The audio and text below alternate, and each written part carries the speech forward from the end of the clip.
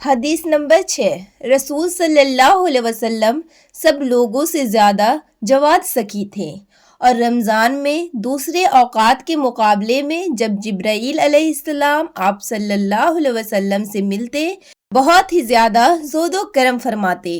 حضرت جبرائیل علیہ السلام رمضان کے ہر رات میں آپ صلی اللہ علیہ وسلم سے ملاقات کرتے اور آپ صلی اللہ علیہ وسلم کے ساتھ قرآن کا دورہ کرتے۔ غرض نبی کریم صلی اللہ علیہ وسلم لوگوں کو بھلائی پہنچانے میں بارش لانے والی ہوا سے بھی زیادہ زود و کرم فرمایا کرتے تھے۔ حدیث نمبر 7۔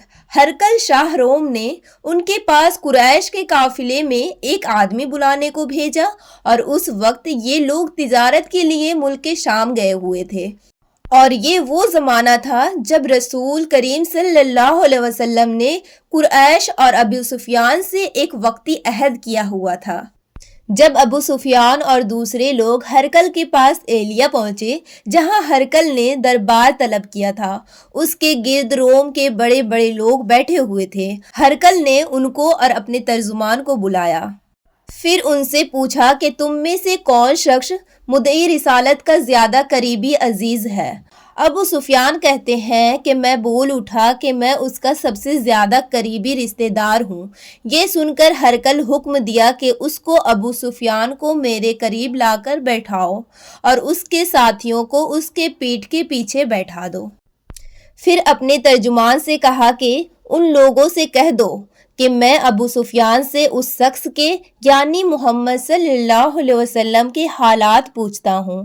اگر یہ مجھ سے کسی بات میں جھوٹ بول دے تو تم اس کو جھوٹ ظاہر کر دینا۔ ابو سفیان کا قول ہے کہ اللہ کی قسم، اگر مجھے یہ غیرت نہ آتی کہ یہ لوگ مجھ کو جھٹلائیں گے تو میں آپ صلی اللہ علیہ وسلم کی نسبت ضرور غلط گوئی سے کام لیتا۔ خیر، پہلی بات جو ہرقل نے مجھ سے پوچھی وہ یہ کہ اس شخص کا خاندان تم لوگوں میں کیسا ہے؟ میں نے کہا وہ تو بڑے اونچے اعلیٰ نسب والا ہے۔ کہنے لگا اس سے پہلے بھی کسی نے تم لوگوں میں ایسی بات کہی تھی؟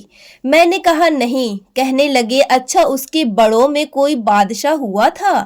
میں نے کہا نہیں۔ پھر اس نے کہا بڑے لوگوں نے اس کی پیروی اختیار کی ہے یا کمزوروں نے؟ میں نے کہا نہیں، کمزوروں نے۔ پھر کہنے لگا اس کے تابع دار روز بڑھتے جاتے ہیں یا کوئی ساتھی پھر بھی جاتا ہے؟ میں نے کہا نہیں، معلوم نہیں وہ اس میں کیا کرنے والا ہے۔ ابو سفیان کہتے ہیں میں اس بات کے سوا اور کوئی جھوٹ اس گفتگو میں شامل نہ کر سکا۔ ہرقل نے کہا کیا تمہاری اس سے کبھی لڑائی بھی ہوتی ہے؟ ہم نے کہا ہاں۔ بولا پھر تمہاری اور اس جنگ کا کیا حال ہوتا ہے؟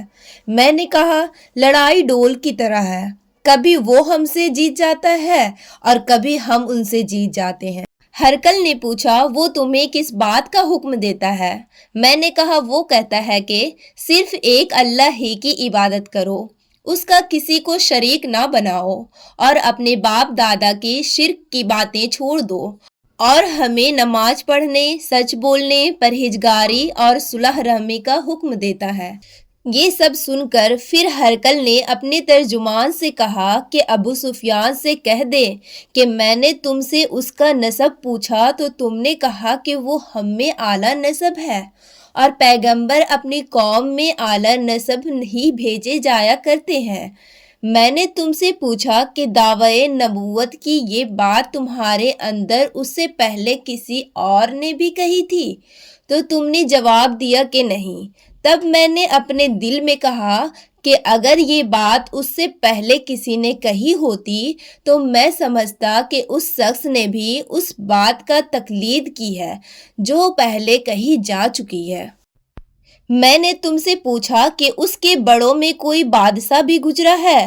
تم نے کہا کہ نہیں۔ تو میں نے دل میں کہا کہ ان کے بزرگوں میں سے کوئی بادشاہ ہوگا تو کہہ دوں گا کہ وہ شخص اس بہانے اپنے آباء و اجداد کی بادشاہت اور ان کا مالک دوبارہ حاصل کرنا چاہتا ہے، اور میں نے تم سے پوچھا کہ اس بات کے کہنے یعنی پیغمبری کا دعویٰ کرنے سے پہلے تم نے کبھی اس کو دروغ گوئی کا الزام لگایا ہے؟ تم نے کہا نہیں۔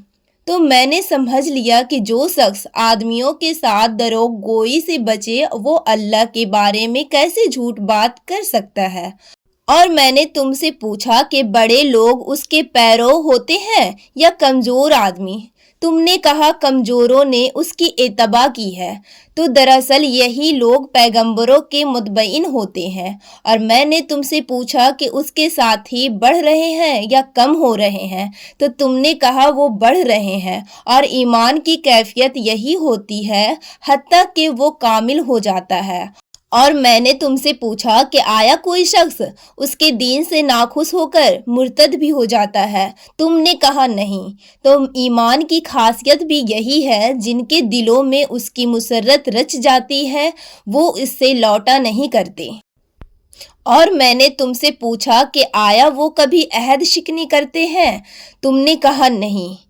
پیغمبروں کا یہی حال ہوتا ہے، وہ عہد کے خلاف ورزی نہیں کرتے۔ اور میں نے تم سے کہا کہ وہ تم سے کسی چیز کے لیے کہتے ہیں؟ تم نے کہا کہ وہ ہمیں حکم دیتے ہیں کہ اللہ کی عبادت کرو، اس کے ساتھ کسی کو شریک نہ ٹھہراؤ، اور تمہیں بتوں کی پرستش سے روکتے ہیں، سچ بولنے اور پرہیزگاری کا حکم دیتے ہیں۔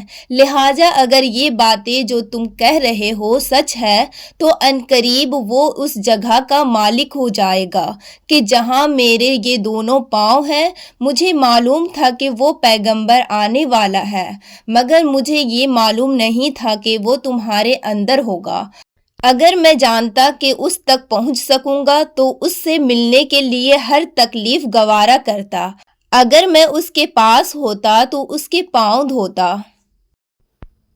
ہرقل نے رسول صلی اللہ علیہ وسلم وہ خط منگایا جو آپ نے وہیہ کلبی رضی اللہ عنہا کے ذریعے حاکم بصرہ کے پاس بھیجا تھا، اور اس نے وہ ہرقل کے پاس بھیج دیا تھا۔ پھر اس کو پڑھا تو اس میں لکھا تھا، اللہ کے نام کے ساتھ جو نہایت مہربان اور رحم کرنے والا ہے۔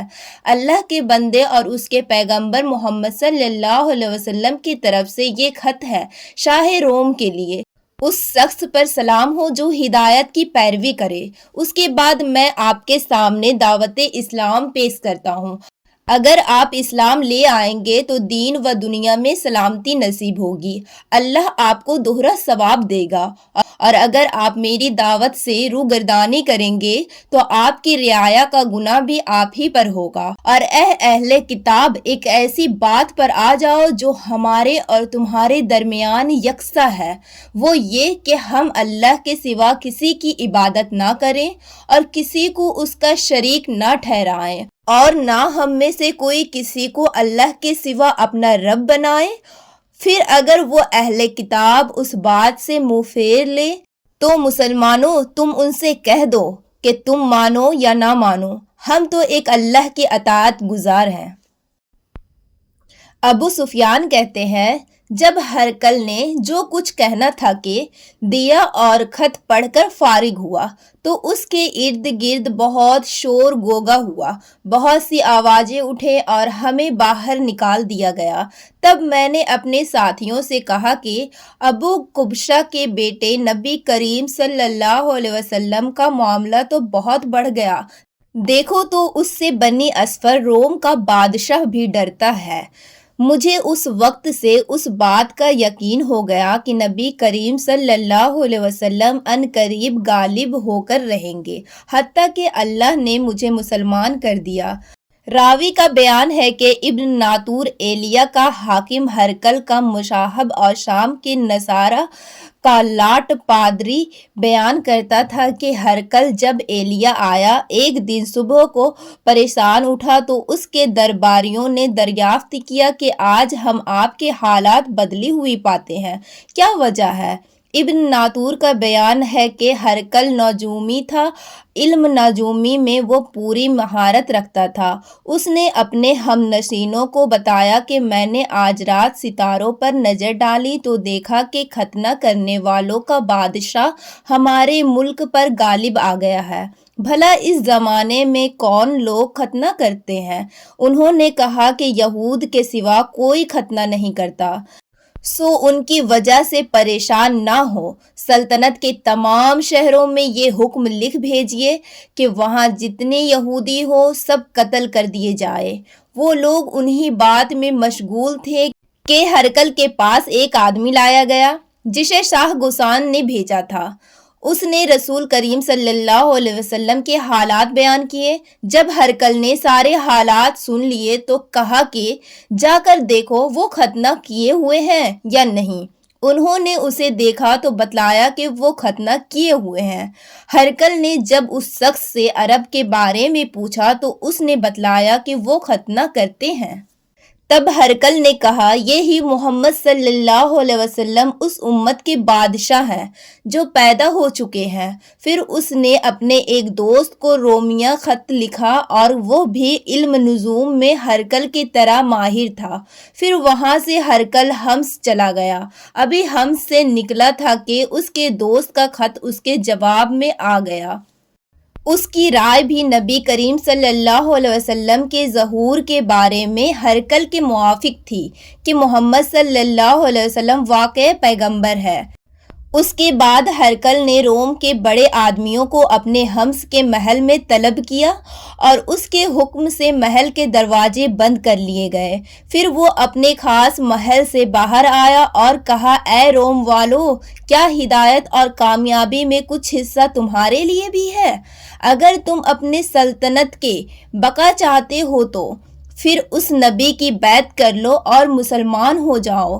یہ سننا تھا کہ پھر وہ لوگ وحشی گدھوں کی طرح دروازوں کی طرف دوڑے مگر انہیں بند پایا۔ آخر جب ہرقل نے اس بات سے ان کی یہ نفرت دیکھی اور ان کے ایمان لانے سے مایوس ہو گیا تو کہنے لگا کہ ان لوگوں کو میرے پاس لاؤ۔ جب وہ دوبارہ آئے تو اس نے کہا میں نے جو بات کہی تھی اس سے تمہاری دینی پختگی کی آزمائش مقصود تھی، سو وہ میں نے دیکھ لی۔ تب یہ بات سن کر وہ سب کے سب اس کے سامنے سجدے میں گر پڑے اور اس سے خوش ہو گئے۔ حدیث نمبر 8۔ رسول صلی اللہ علیہ وسلم نے فرمایا اسلام کی بنیاد 5 چیزوں پر قائم کی گئی ہے۔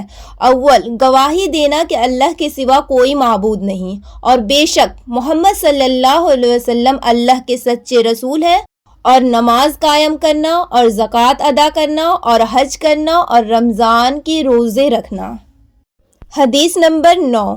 آپ صلی اللہ علیہ وسلم نے فرمایا کہ ایمان کے 60 سے کچھ اوپر شاخیں ہیں اور حیا شرم بھی ایمان کا ایک شاخ ہے۔ حدیث نمبر 10۔ آپ صلی اللہ علیہ وسلم نے فرمایا مسلمان وہ ہے جس کے زبان اور ہاتھ سے مسلمان بچے رہے، اور مہاجر وہ ہے جو ان کاموں کو چھوڑ دے جن سے اللہ تعالیٰ نے منع فرمایا۔